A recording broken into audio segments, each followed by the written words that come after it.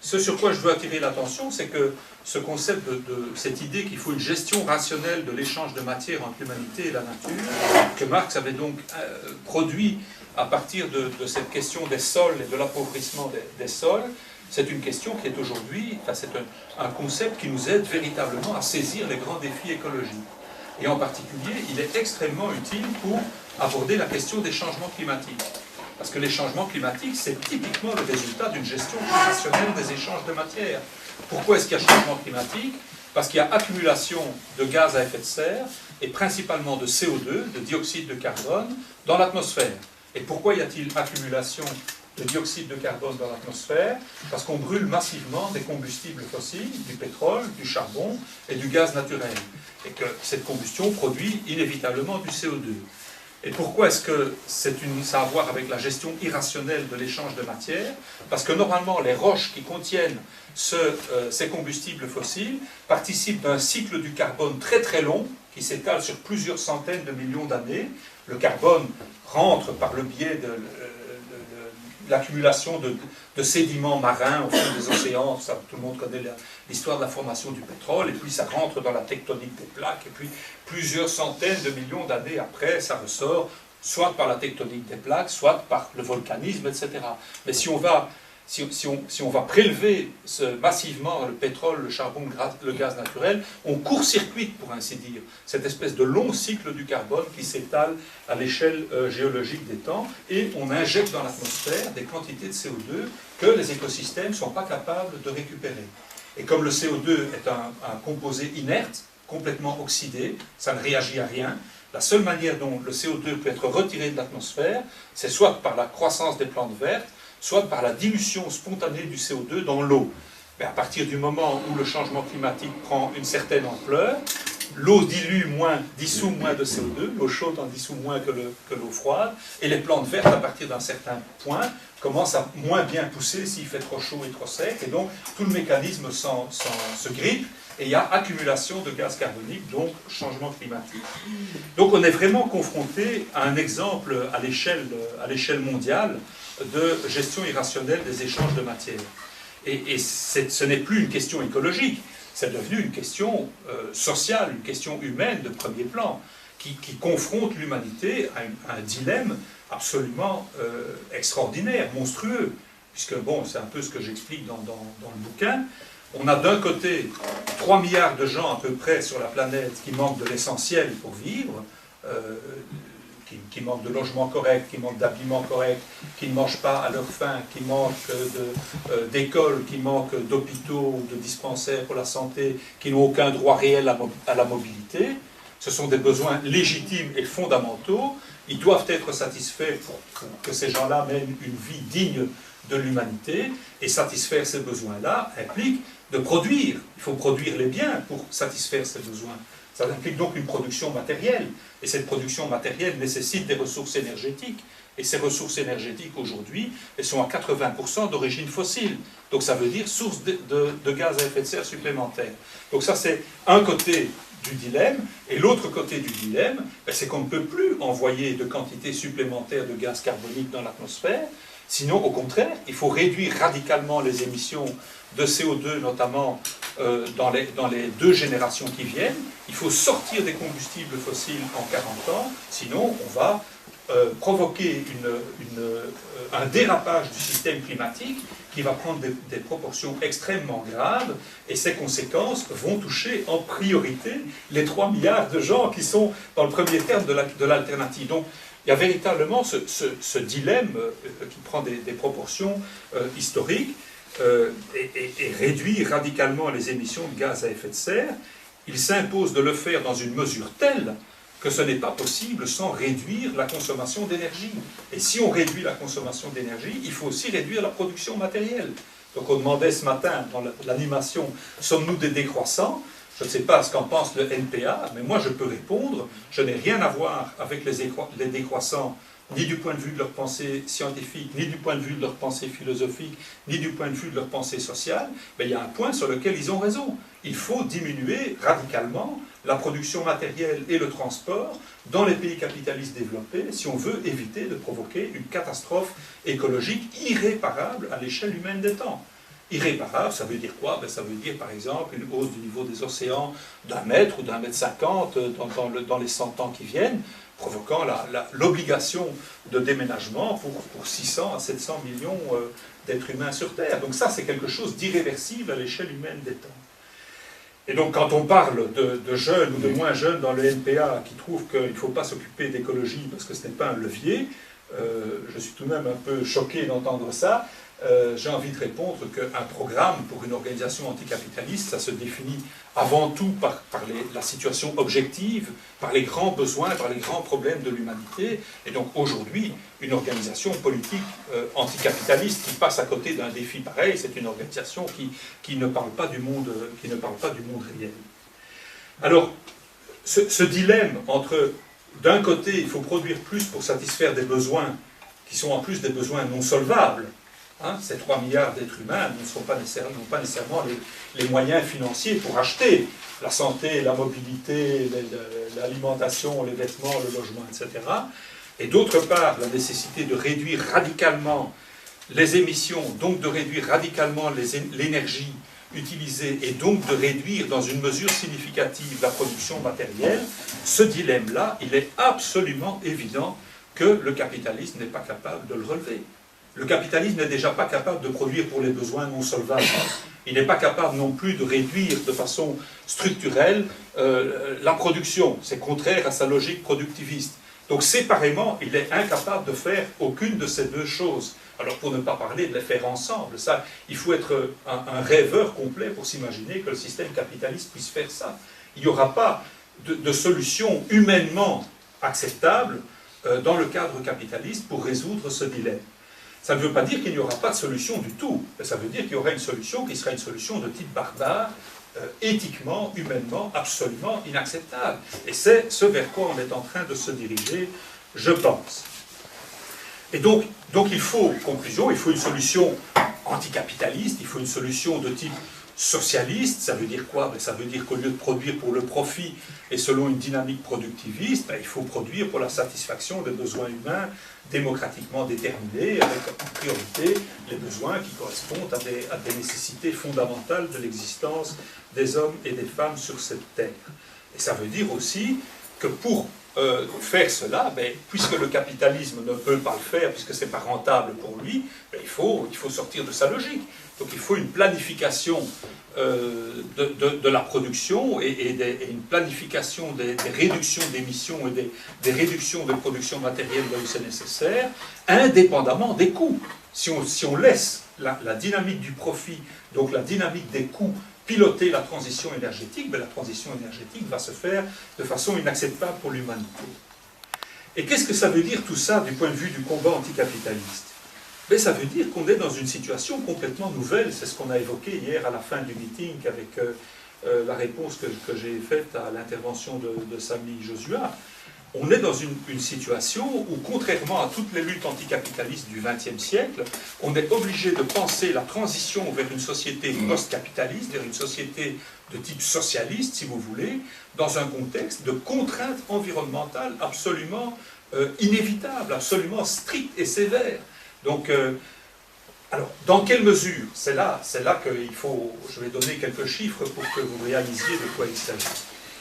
Il y a une étude qui a été commanditée par Greenpeace, ce n'est pas une étude réalisée par Greenpeace, ce sont des thermodynamiciens allemands de l'université de Stuttgart qui ont réalisé cette étude, et qui dit ceci, qui dit que si au niveau de l'Union européenne, on voulait atteindre une réduction des émissions de gaz à effet de serre de 60% d'ici 2050, entre parenthèses, une fois de plus, c'est insuffisant, c'est 95% qu'il faudrait viser au niveau de l'Union européenne, peu importe, eux ils ont pris 60, sans recourir au nucléaire, donc sortir des combustibles fossiles sans recourir au nucléaire, pour le faire et avoir 60% de réduction des émissions, il faudrait 40 à 45% de réduction des besoins énergétiques finaux, donc de la consommation d'énergie par la société et l'économie. Alors, il est difficile de mesurer ce que ça veut dire exactement, une réduction de 40% de la consommation énergétique. Il est difficile de mesurer quel est l'impact d'un objectif pareil sur la production et sur les transports. c'est très difficile pour toute une série de raisons techniques. Je veux dire, ça demande des calculs, la mise en route de modèles économiques compliqués, ça demande un travail d'équipe. Je suis incapable de répondre de façon précise à la question. Mais ce qui semble absolument indiscutable, c'est qu'il n'est pas possible d'atteindre une réduction, disons, de moitié de la consommation d'énergie dans l'Union européenne sans uniquement en supprimant les productions inutiles et nuisibles, la publicité, les productions d'armes, en supprimant la consommation ostentatoire des couches les plus riches de la population, les yachts de luxe dont on a parlé, etc. Donc ça ne suffira pas, ça ne suffira pas. On ne va pas atteindre une réduction de moitié de la consommation d'énergie uniquement par ces moyens-là. Il sera nécessaire d'avoir des changements plus profonds de la société, de son organisation, de son mode de fonctionnement, de sa consommation, de sa mobilité, pour atteindre l'objectif. Ça ne veut pas dire qu'on soit condamné à retourner à l'âge des cavernes et à la bougie, mais ça veut dire qu'il faut s'imaginer des transformations tout de même très très profondes. Et donc, un exemple de cela, qui confirme cela, c'est le fait que plus de la moitié des émissions de gaz à effet de serre aujourd'hui sont dues au secteur de l'agrobusiness. Plus de la moitié, 57% selon la campagne « Ne mange pas le monde », qui est une campagne qui a tourné l'an passé, surtout dans l'État espagnol, en Amérique latine, etc., avec une forte implication de Via Campesina. 57% des émissions. Alors évidemment, quand ils disent l'agrobusiness, c'est l'agrobusiness au sens large. Donc, depuis la production des intrants, la production des machines agricoles, le transport des produits, la transformation des produits, la commercialisation, etc. Donc ça dépasse, ça déborde le système, le secteur de l'agriculture au sens strict, si vous voulez. Mais c'est néanmoins une donnée importante, ça inclut aussi la foresterie, etc. C'est néanmoins un chiffre important parce que quand on voit un tel chiffre, ben, on en déduit qu'il n'est pas possible de lutter contre des catastrophes climatiques sans changer en profondeur le mode d'alimentation.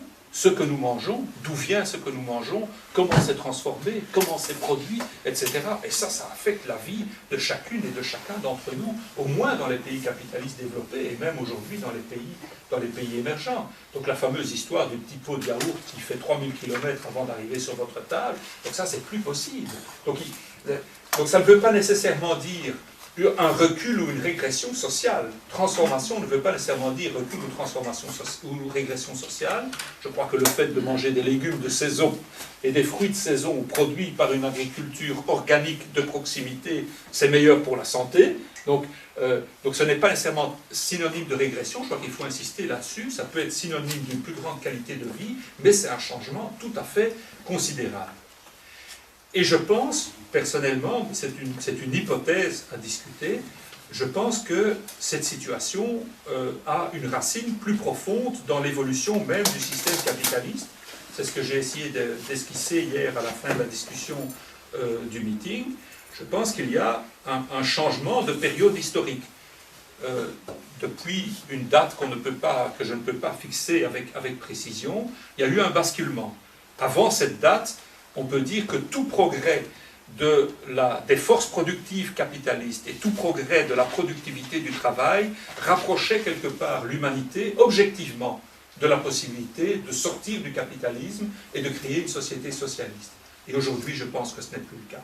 Je pense qu'aujourd'hui, on a passé un point d'inflexion et que tout progrès des forces productives aujourd'hui et tout progrès de la productivité du travail nous éloigne plutôt de l'objectif socialiste. Et ça, c'est une situation nouvelle. Alors, j'ai hésité à formuler cette hypothèse jusqu'au jour où je suis tombé sur une citation de notre maître bien-aimé Ernest Mandel dans un document sur les sociétés de transition entre le capitalisme et le socialisme, où il fait cette petite remarque de façon tout à fait anodine, où il est exact qu'au-delà d'un certain stade de développement, la croissance des forces productives capitalistes peut éloigner de l'objectif socialiste au lieu de nous en rapprocher. Je me suis dit donc, ça peut rentrer dans l'orthodoxie, et donc je livre cette hypothèse à votre sagacité. Ernest, malheureusement, n'a pas dit plus sur le sujet, mais ça signifie qu'on entre dans une période historique complètement différente de celle des révolutions du 19e et du 20e siècle. toutes les révolutions du 19e et du 20e siècle ont été des révolutions dans des pays qui se caractérisaient justement par le très bas niveau de développement des forces productives, par le bas niveau de productivité du travail. La Russie tsariste était un pays arriéré, à part le petit secteur industriel représentant 3% de la population, très concentré, très conscient, etc. Pour le reste, c'était un empire paysan, très sous-développé. La Chine, avant la Chine de la révolution de 49, idem. Et donc, on est aujourd'hui dans une situation où l'actualité de la révolution, au moins pour les pays capitalistes développés, se situe dans une conjoncture complètement différente. Où au lieu d'être dans une situation de sous-production chronique, de sous-développement chronique des forces productives, de sous-développement de la productivité du travail, on est dans une situation de surproduction et de surdéveloppement de la productivité du travail. Pour le dire en une formule peut-être un peu provocatrice, au moins dans les pays capitalistes développés, il me semble, on doit pouvoir dire, le capitalisme est allé trop loin. Le capitalisme est allé trop loin et il s'impose, pour aller vers une société alternative, pour une société socialiste, de reculer quelque part pour reprendre une autre voie de développement que la voie capitaliste.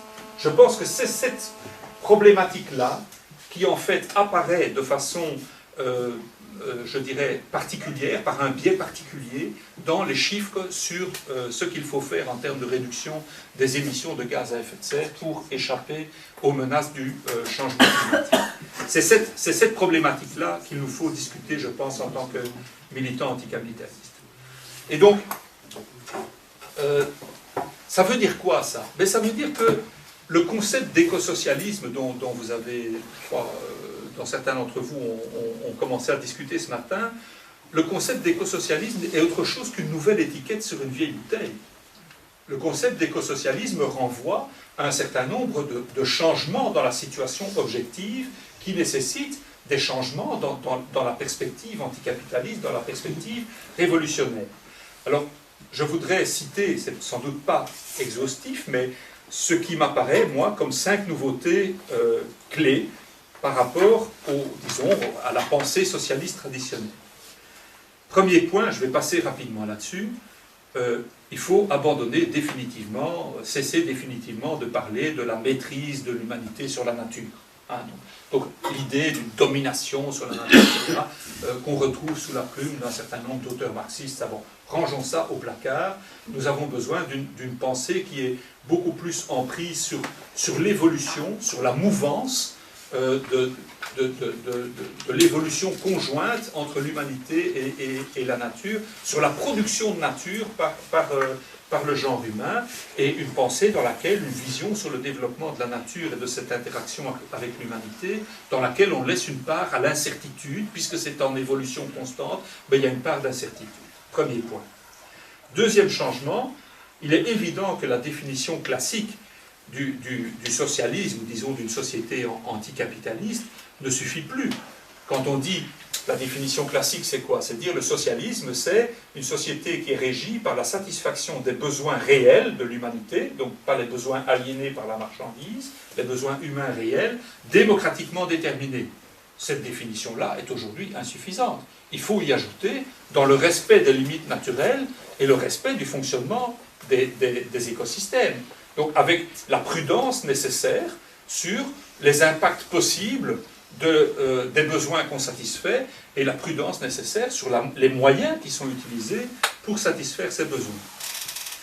Troisième changement, il y a trop souvent, ou il y avait trop souvent parmi les auteurs socialistes ou marxistes, une vision cloisonnée de la nature comme étant la plateforme sur laquelle l'humanité produit son existence, le magasin dans lequel, c'est une formule de Marx, le magasin dans lequel le producteur va chercher les choses, les richesses dont il a besoin pour produire cette existence, et la déchetterie où il déverse les déchets de son activité.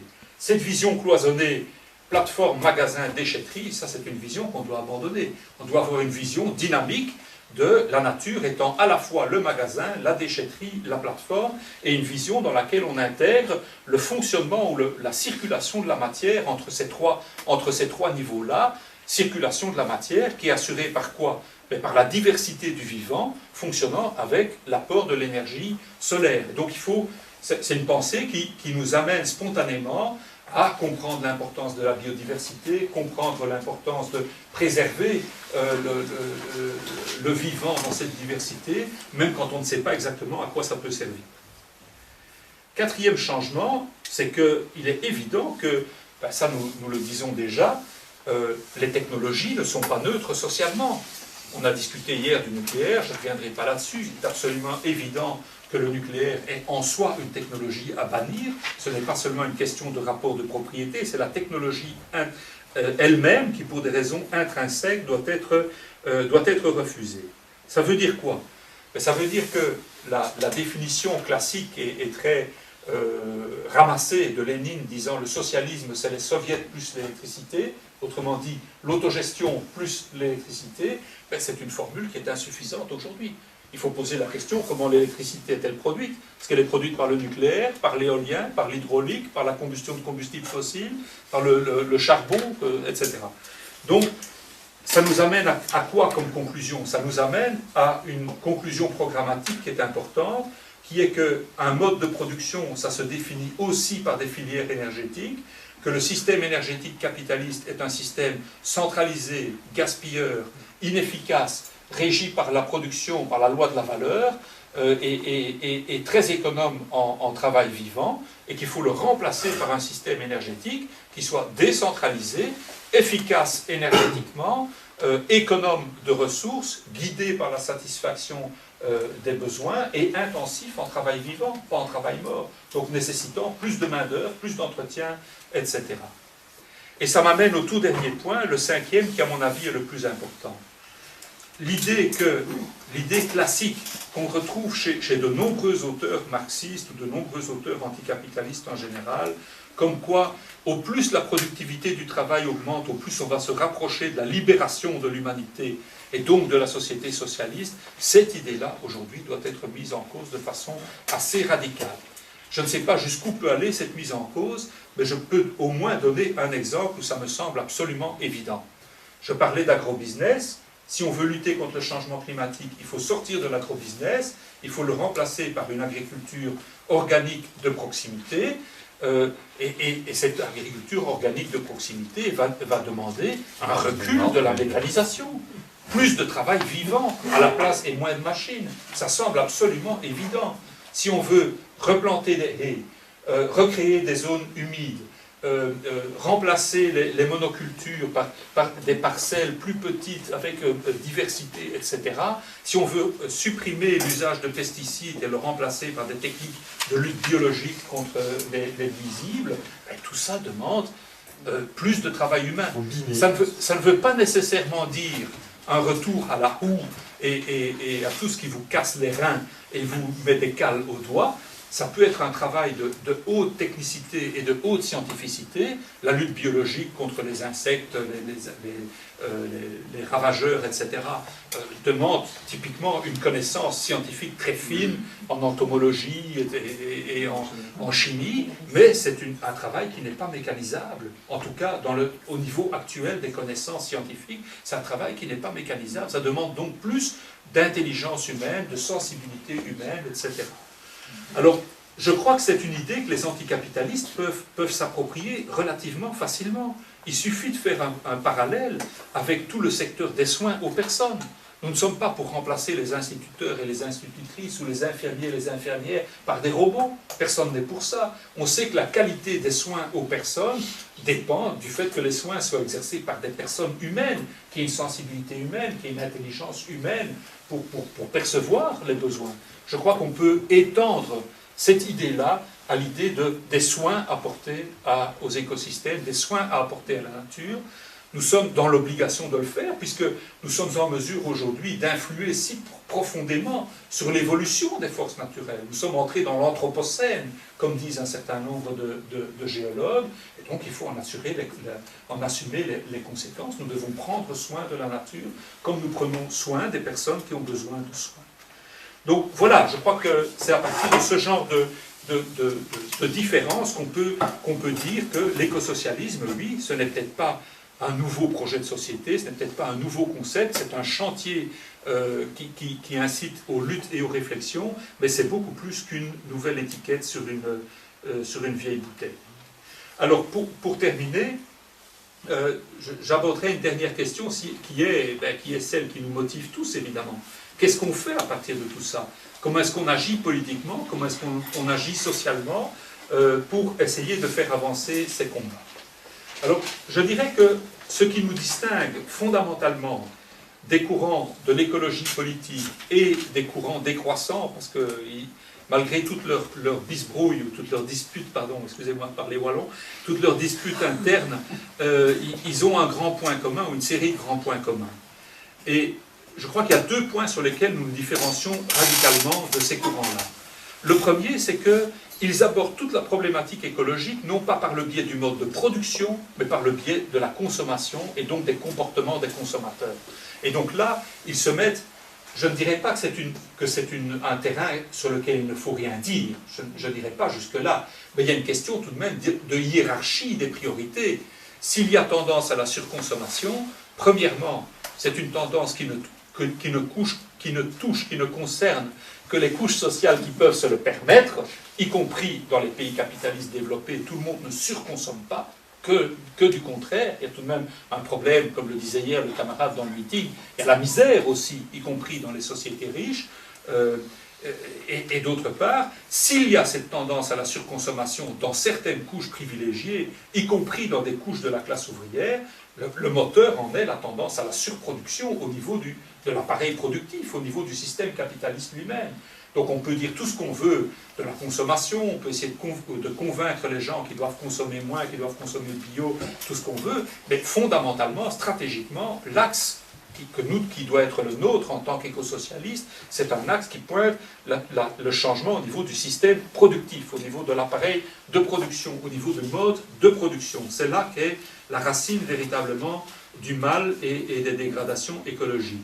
Et donc, nous nous différencions radicalement de toutes les campagnes de culpabilisation des personnes, et nous refusons d'entrer dans le choix qui est celui de nombreux décroissants, de nombreux écologistes des partis verts, le choix entre ou bien la sobriété volontaire ou bien la sobriété imposée, parce qu'il y a aujourd'hui des partisans de la décroissance qui sont des partisans de solutions autoritaires. Donc il y a un auteur célèbre dans le monde anglo-saxon, Herman Daly, qui n'est pas le plus bête des décroissants, ou disons des gens qui résonnent dans cette mouvance, et qui lui est partisan d'un système, disons, de dictature des scientifiques. Chaque année, les hommes de science se réunissent et disent combien on peut faire d'enfants, combien d'immigrés peuvent rentrer aux États-Unis, combien on peut consommer de ressources, etc. Donc c'est très sérieux. Donc un système qui est un système où on sort de la démocratie de façon très inquiétante. Donc là, c'est un premier point sur lequel on se différencie, je crois, radicalement de ces courants-là. Nous, on s'attaque au mode de production capitaliste, et notre perspective, c'est de substituer un autre mode de production dont découlera aussi un autre mode de consommation et un autre mode de mobilité, mais on situe bien la hiérarchie entre ces différents volets. Et le deuxième point, je crois, qui nous différencie radicalement de ces gens-là, c'est l'attitude par rapport à la lutte de classe. Pour nous, puisque la crise écologique est fondamentalement non pas une crise écologique, mais une crise sociale due à la production généralisée de marchandises, il en découle qu'il s'agit d'une lutte anticapitaliste. Et s'il s'agit d'une lutte anticapitaliste, il faut qu'elle s'appuie et qu'elle s'enracine sur les luttes des exploités et des opprimés à l'échelle mondiale. Les luttes des femmes, les luttes des ouvriers, les luttes des employés, les luttes des petits paysans, donc toutes les couches et toutes les classes de la population opprimées par le système capitaliste. Et donc, nous avons une attitude positive face à toutes les luttes de résistance des exploités et des opprimés. Il n'est pas question pour nous d'aborder ces luttes en disant, avec une démarche paternaliste, culpabilisatrice, du style vos revendications salariales sont exagérées. Donc je vous mets en garde par rapport au débat que vous aviez ce matin sur la revendication des 1500 € par exemple. Donc, toute revendication visant à augmenter le salaire des travailleurs et des travailleuses est légitime aujourd'hui, parce que c'est une revendication qui touche au partage de la richesse. Ce sont des revendications pour que les patrons gagnent moins et pour qu'une plus grande part de la richesse aille à ceux qui produisent la richesse. Ce sont des revendications qui visent à la réappropriation par la classe ouvrière de ce qu'elle a produit. Donc, Ça, je crois que c'est un point extrêmement important. Alors évidemment, on est confronté à cette difficulté manifeste, qu'il y a un fossé, je dirais même un gouffre béant, entre les nécessités objectives qui découlent de l'analyse de la situation, d'une part, et d'autre part, le niveau de conscience des exploités et des opprimés, notamment sur la question écologique, mais pas seulement sur la question écologique. Sur toutes les problématiques, sur tous les terrains, on est confronté aujourd'hui à ça. Donc ça, c'est la grande difficulté. Mais je crois personnellement, il n'y a pas de raccourci. La seule voie stratégique possible, c'est intervenir dans les luttes des exploités et des opprimés, appuyer leurs revendications et essayer de les influencer pour introduire dans le programme de revendication de ces luttes des revendications qui pointent non seulement à la satisfaction des besoins sociaux, mais la satisfaction des besoins écologiques. Et s'il faut partir d'un niveau très bas pour le faire, partons d'un niveau très bas pour le faire. S'il faut partir de l'idée de la tarification progressive des flux, de l'eau, de l'électricité, partons de ces idées-là. Toute idée qui permet, tout moyen qui permet d'introduire la problématique écologique en lien vraiment entremêlé à la question sociale est un pas dans la bonne direction. Alors, est-ce que ça empêche de tenir un discours plus large sur la crise de civilisation? Non. Je crois qu'il est indispensable de le faire. Je crois que ce que requiert la situation aujourd'hui, c'est d'articuler une intervention dans les luttes immédiates telles qu'elles se déroulent, en essayant d'y introduire petit à petit, un pas en avant des masses, comme disait l'autre, des questions écologiques, et de combiner ça avec une propagande générale sur la crise du système, la crise de civilisation, la nécessité de sortir de société, d'une alternative de société fondamentale, etc. Et donc on est un peu entre deux chaises là. On doit pouvoir manier jouer sur ces deux registres, celui des revendications immédiates et celui d'une propagande, je dirais, un peu maximum, même tout à fait maximum, sur le changement de société. Alors on peut essayer de jeter des ponts entre les deux, on peut essayer de mettre en avant des revendications qui font le pont entre des revendications très immédiates et le changement global de société. On peut se battre pour les transports gratuits. Il y a des exemples qui ont été montrés donnés ce matin, qui montrent que ce n'est pas nécessairement une utopie. On peut se battre pour une entreprise publique d'isolation, rénovation de tous les bâtiments, afin que, on cesse d'émettre des gaz à effet de serre en chauffant des maisons qui pourraient parfaitement être isolées. On peut se battre pour des plans alternatifs en matière d'aménagement urbain, en matière d'aménagement du territoire, etc. On peut et on doit surtout mettre en avant des revendications élevées en matière de réduction du temps de travail, réduction du temps de travail sur la carrière, réduction du temps de travail hebdomadaire, etc. Mais tout ça reste, on est toujours, pour toutes ces revendications, on est toujours confronté à la même difficulté, qui est le fossé entre ce qu'il faudrait et le niveau de conscience de la classe ouvrière, du mouvement ouvrier, des exploités dans leur ensemble. Et je le répète, par rapport à ça, je crois qu'il n'y a aucune forme de raccourci possible. Alors je terminerai juste en disant que dans tout cet effort de propagande et d'agitation, il ne faut pas hésiter à dire la vérité. La vérité a ses droits. Et la vérité, c'est que la lutte anticapitaliste aujourd'hui, la lutte pour une alternative de société, implique au moins pour les pays capitalistes développés d'accepter la perspective d'un changement très très très important du mode de vie, du mode de consommation, du mode de mobilité de nos sociétés. Il faut oser le dire, et il faut le dire non pas sur un mode défensif en disant oui mais ça ne va pas être si grave que ça, il faut au contraire trouver le moyen de le dire sur un mode offensif en mettant en perspective un mieux-être pour l'immense majorité des gens, un mieux-être qui proviendra du temps libre et qui proviendra de la gratuité. Je crois que ça, c'est les deux thèmes sur lesquels on peut véritablement mener une lutte idéologique de long terme. L'eau, ça doit être gratuit au moins jusqu'à la satisfaction des besoins de base, disons. L'électricité, ça doit être gratuit, idem, jusqu'à la satisfaction des besoins de base. Les quotas de mobilité, ça doit être gratuit, etc. Le chauffage, etc. Donc, gratuité et le temps libre. Le temps libre, ça c'est véritablement le truc sur lequel je pense qu'il faut marteler pour susciter le désir d'un changement de société profond dans la population. Voilà. Merci.